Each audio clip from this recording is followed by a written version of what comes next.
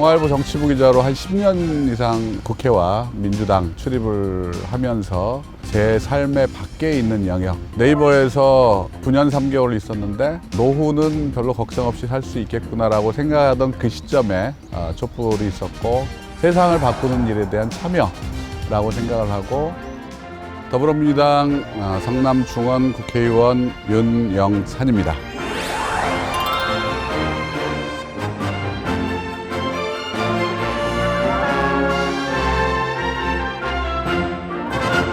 함께 사는 세상입니다.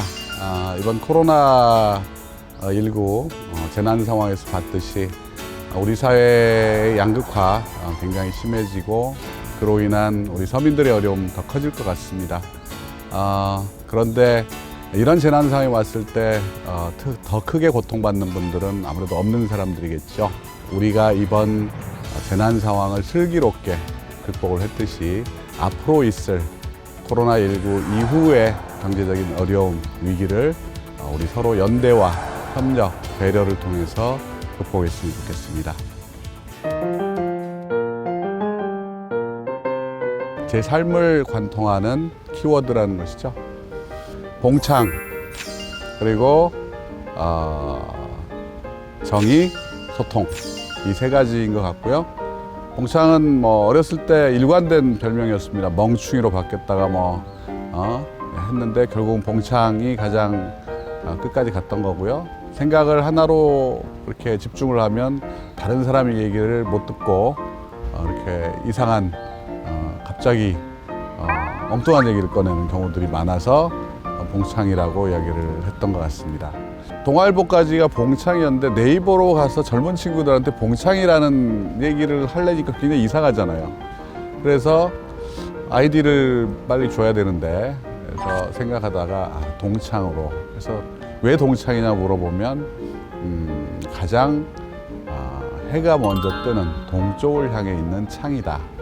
그리고 밖에 있는 사람들이 언제든지 우리 통할 수 있는 또 창문이기도 하다. 그래서 나는 동창으로 지었다라고 이야기를 했지만 사실 유래는 봉창에서 온 겁니다. 정의는 이제 대학 시절 이후에부터 생각했던 우리 사회를 어떻게 바꿀 것인가, 그리고 정의롭지 않은 세상을 정의롭게 바꾸기 위해서 나는 무엇을 할 것인가에 대한 고민이었고, 그것이 기자를 선택하게 됐던 직접적인 요인이었고, 또 나중에 결국 촛불 참여하고 청와대까지 가서 세상을 바꾸겠다고 했던 코드가 바로 정의라는 키워드였던 것 같습니다. 소통입니다. 주로 다른 사람들에게 말을 많이 하는 것보다 늘 항상 그 사람들의 말을 먼저 많이 들었던 것 같습니다. 그랬더니 많은 문제가 저절로 해결이 됐습니다. 기자 생활할 때는 특종도 많이 들어왔고요. 그리고 네이버의 부사장으로 있을 때는 사람들이 굉장히 편하게 늙은 오빠를 굉장히 편하게 대해줬고, 그래서 젊은 친구들과 격의 없이 지낼 수 있었던 것 같습니다. 청와대에서는 제 업무 자체가 소통이었기 때문에 국민들과의 소통에 여러 가지를 실험하고 국민들의 관점에서 저를 보려고 했던 그런 모든 것들이 소통에 대한 저의 어떤 훈련이 있었기 때문이었다고 저는 생각을 합니다.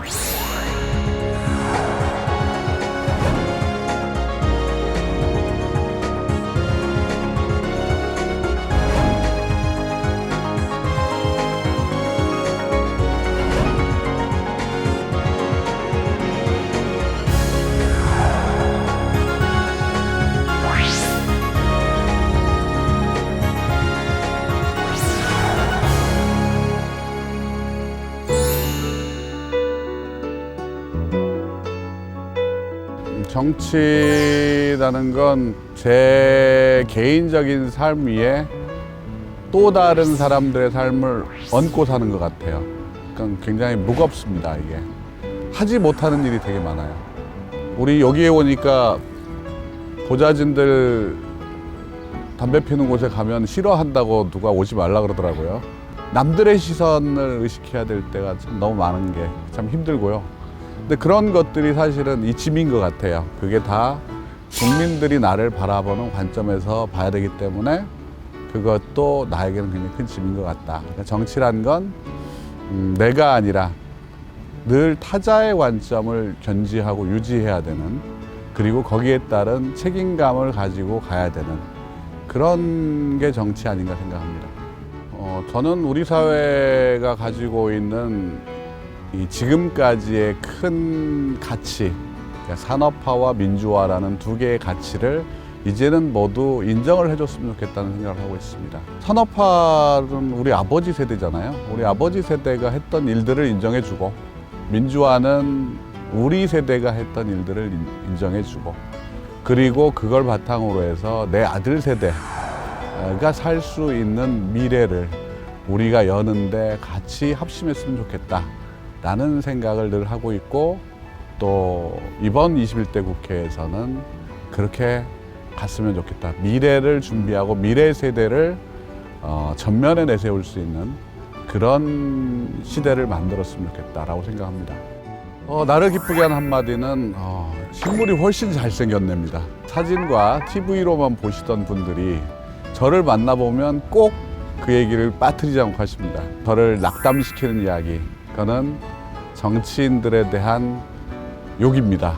정치인들 다 도둑놈들이고 있을 필요도 없는데 정치에 대한 혐오 발언을 이야기하실 때, 그러면 저는 사실은 정치인이 당시 국회의원이 돼본 적도 없던 시절이지만 괜시리 마음이 아프고 얼굴이 화끈거리는 그런 일들이 종종 있었습니다.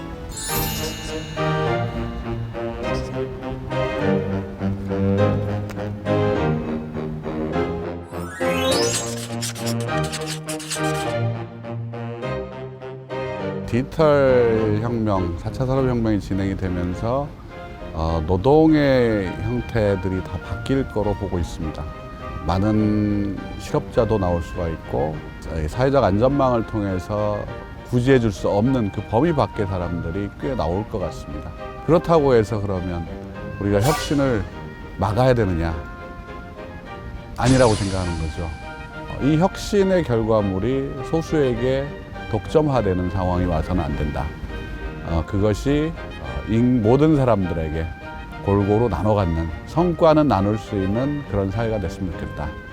기술은 사람을 위해 존재하지만 결국은 우리가 기술 혁신을 하는 이유는 그 혁신 자체가 아니라 사람에게 복무하도록 하는 것이다 라는 부분에서 혁신적이면서 인간적인 사람들이 더 많이 나와야 되고, 저도 그런 사람이 되겠다라고 생각합니다.